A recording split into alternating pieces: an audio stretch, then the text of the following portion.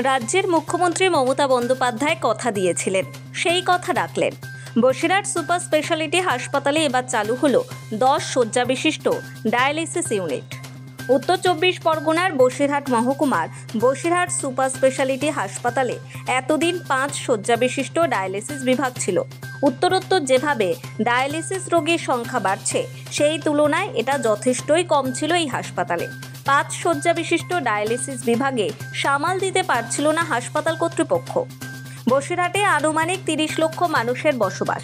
এই বিপুল পরিমাণ মানুষের মধ্যে ডায়ালিসিস করানো রোগীদের বহুদিনের চাহিদা ছিল বসিরহাট হাসপাতালে ডায়ালিসিস বিভাগের শয্যা সংখ্যা বাড়ানো হোক।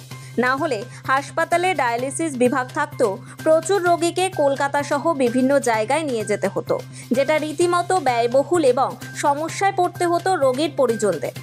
তাই মানুষের চাহিদার কথা মাথায় রেখে ডায়ালিসিসের শয্যা সংখ্যা বাড়ানো হলো।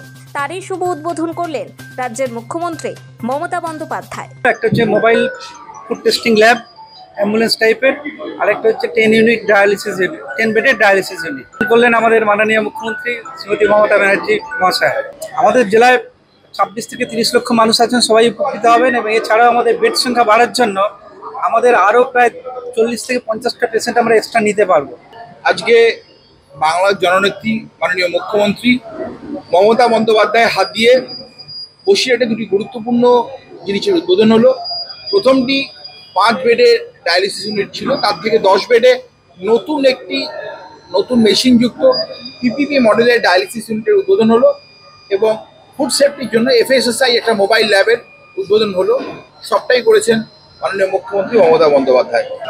মাননীয় মুখ্যমন্ত্রীর প্রথম অ্যাডমিনিস্ট্রেটিভ মিটিংয়ে আমি বসিরহাটে 30 লক্ষ মানুষের অনেক দাবি ছিল, সেই দাবি তুলে ধরেছিলাম।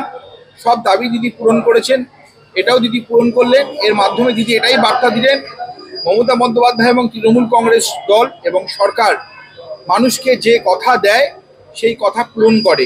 নোবেল বাংলা।